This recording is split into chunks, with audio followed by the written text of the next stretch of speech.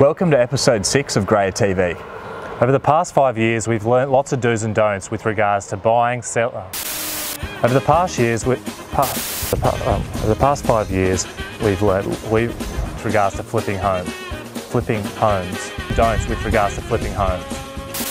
Welcome to episode 6 of Graya TV. I couldn't even open my eyes yet. Lots of do's and don'ts when it comes to, over the past few years, when it comes to house flipping. And today we would like to share with you our tips and our tips. We're going to cover areas such as site acquisition, planning and approvals, construction, design. 2,000 years later. Welcome to episode 6 of Graya TV. Over the past 5 years, we've learned a lot when it comes to house flipping, and today we're going to share with you the tips and the tricks that we have learnt. We're going to cover areas such as site acquisition, planning and approvals, design, construction, and sales and marketing. We hope you enjoy it.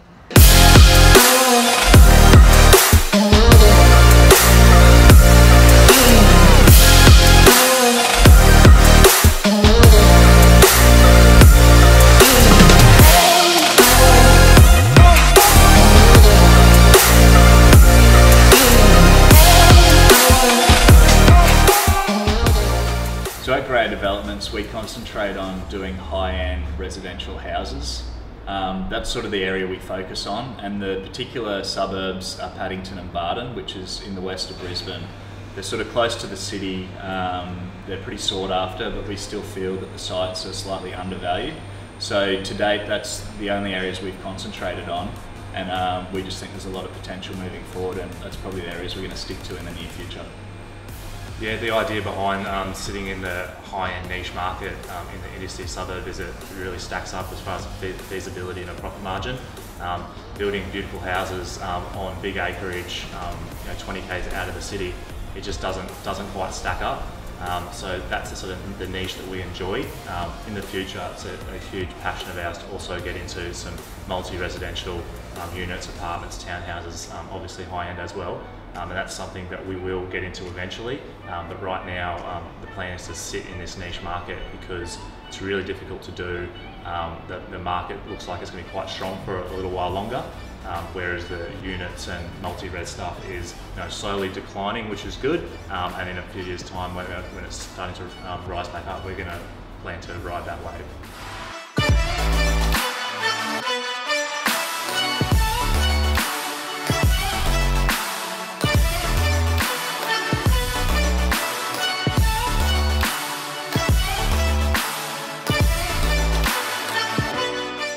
So probably the hardest part about the development process is the site acquisition. So there's always a lot of competition, especially in this area. For example, if you go to an auction, say on a Saturday, there could be 50, 100 people there, which makes it really tough, and you're always paying top dollar. So what's key for our strategy is to align with certain agents and try and get these off-market deals over the line. So we do a lot of work with Ben Wakely at Urban Property, and he's sort of given us a lot of sites over the years, and they've all been pretty successful, and in turn he sells our product for us. So that relationship is pretty key for us. A lot of our purchases to this day have been off-market transactions. Up until now, the market's getting hotter, so it's quite harder these days. But a few years ago, that's all we were doing. We were selling, buying all off-market. There was a huge market that was, that no one had access to, which was really important to our formula. So the standard rule of thumb with off-market purchases is if an agent brings you a site, you'll give them the return sale once the product's finished. And that's fair enough because you're sort of getting ahead of the game. You get the first crack. You often don't have much time to work with a decision. No competition. Yeah, there's no competition. So generally you'll get a slightly cheaper price for the block. But you have to move fast. Like sometimes you only have 24 hours to make a decision, do all your due diligence, and then sign a contract. So it does add a bit of pressure, but if you can move quick and you're ready to go and you know your sort of suburbs and streets, then it's a lot better than sort of competing at auctions with another 50 to 100 buys.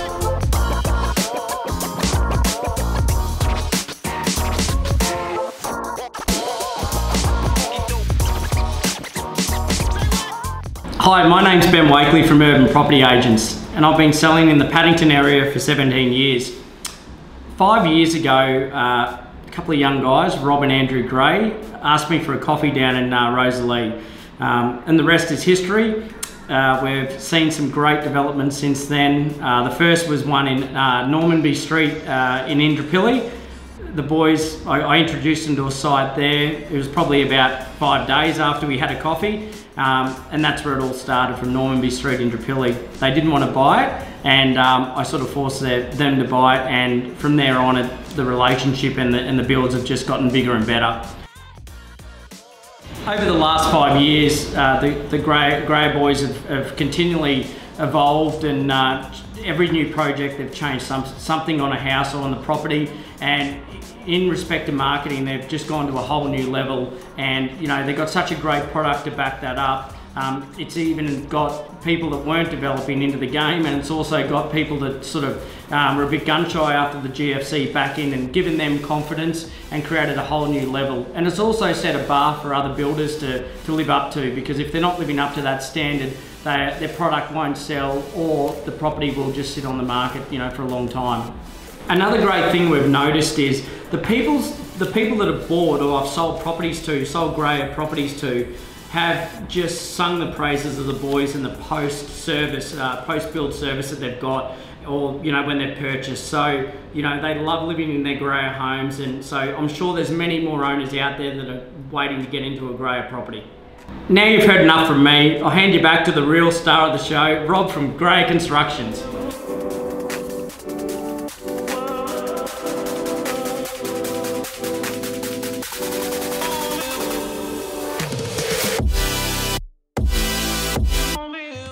So there's an old saying in real estate, and it's always look for the worst house in the best street, and that's something we definitely take on board. Like, some of the houses we've picked up have been hoarders' houses. They're just unlivable. They're absolutely terrible, which scares off a lot of buyers. You're not leaving any money on the table if you're buying a really rundown house. We're coming in, we're doing major renovations. So if there's a half nice bathroom that can be rented out, that house price is going to be worth more. A lot of off-market sales, they're trying to rent it and they can't find someone because it's so crap. So that's where we come along, 24-hour offer, unconditional, and then sometimes that's how you get the site. Yeah, because in the higher end suburbs, effectively you're just paying for the dirt, just the block of land. It doesn't matter what's on there. Most of the time, if you can, you'll try and get rid of the house, but if it's in a heritage sort of area and you can't, you have to work with the bones, then you'll do that. But it is more cost effective with the sort of houses that we do to just knock over and start from scratch. So before firing the gun on a purchase, there's some key things that we have to check. Underground pipes are super important. In the suburb we work in Paddington, overland flow and flooding is crucial. There's sections of Paddington which you would think are beautiful spots, and they are, but they're covered with pipes, they're covered with overland flow. So those are some massive hurdles that you need to go to Brisbane City Council, check those things, and you've got a small window to do so.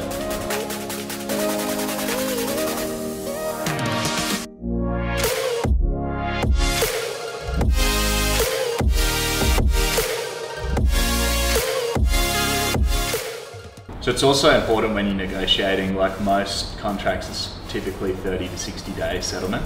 If you're sort of planning on doing a development for a resi house, we always try and push that out. If you can get 90 days or 120 days, that's extra time you can spend planning, talking to your architects, getting the design done, you can actually get everything approved. So as soon as that settlement date happens, you jump in and start construction, and it just saves a lot on your holding costs. It's a lot more beneficial, there's no dead time, because sometimes you can get stuck waiting for approvals and planning for sort of 3 to 6 months, and they're just extra carrying costs you don't need to hold if you plan ahead and you're on top of your game. But in saying that, some buyers are like, it has to be 30 days. If you want to get the deal, you just factor in the 2 months of interest. A lot of our developments are loans, so we have to factor that into the sale price. It might add $5,000-$10,000, but we just factor that in, and then we do like to start building the day we own it. Therefore, you can turn over the house as quick as possible. There's less risk that way because there's no chance of the market moving. Yeah, it's typically all about cash flow. So the sooner we can get in there and get building, the sooner we can wrap it up and sell it and get that money coming back in. Because without the cash flow, it slows down all your projects. So that's one key area for us.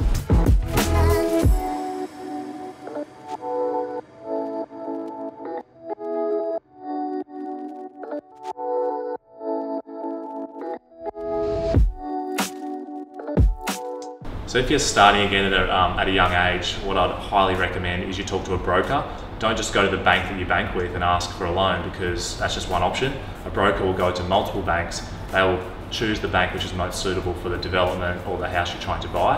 And someone that I'd highly recommend in that area is George Sanios from Mad Loans.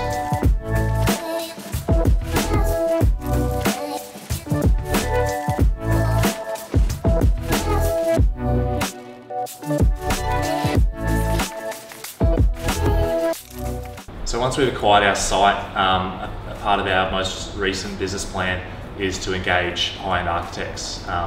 Years ago, I would sit there and I'd draw my own houses, and plenty of the houses that we finished only a year or two ago that don't have architects attached to it, we literally drew ourselves. We've chosen every finish in nearly every single one of our houses as well. But now, a part of the formula is to engage high-end architects. So we like to use a different person each time if we can. We do have our favourites, of course, but we do like to collect ideas from different people, because we have a passion for it, and we actually like what each person does. We don't want to build the same house over and over. And when designing a house, a general rule of thumb, it really depends on the way your block's facing, the slope of your side, whether it's flat. But general rule of thumb, a simple formula for a nice house would be your living should be on the lower level, even if it's got a view. And I didn't do that in my house, but you should do it on the lower level. It should have a connection to outside and your pool, so it's family friendly. Upstairs, you should have your kids' rooms on one side of the house, a living room in the middle, and your master bedroom on the other side of that. Living room in the middle, or a void or something like that, gives you that segregation of living. And if your footprint's big enough, you can also have a guest bedroom or a home office or a granny flat style side entry on the lower level. That also adds a lot of value to your house. And I think we're constantly following new architects, new interior designers on Instagram, on all the socials, and we're constantly just sending back and forth between each other. What about this idea? How about this finish? And that's just a really good place to start sort of getting ideas of what sort of materials you want to use, how you want to build your house. I've actually got a funny story. Andrew building his house. All he does is send me these Pinterest photos. He reminds me of a client. I'm like, mate, you got to actually find out where you buy this and get quotes for it. Don't just send me some place from Scandinavia and think I can just, Thought that was your job.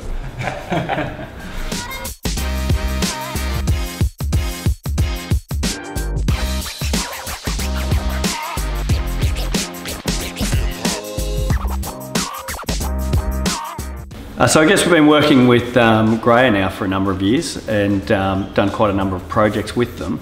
And over that time, developing a trust and a relationship, we've been able to sort of extend our ideas and really develop our ideas in some of his projects.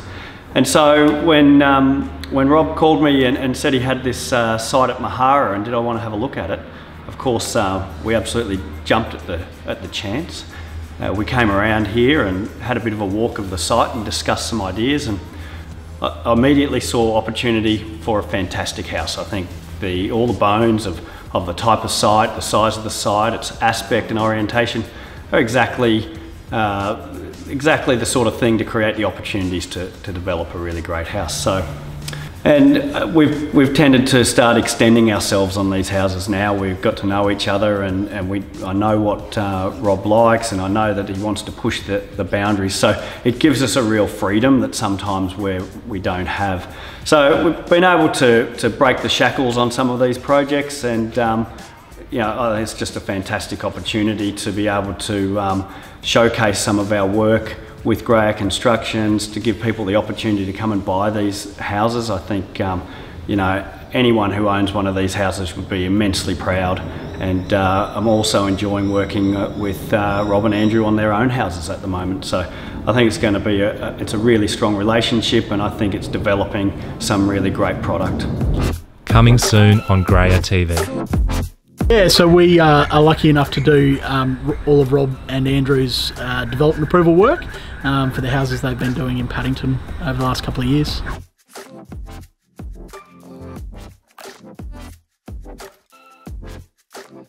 There's a number of factors that you need to consider when selling your home. First one is choosing the agent that you think is the best person to sell your property. The second way is the method of sale of which you choose, and the third is the way that you market it.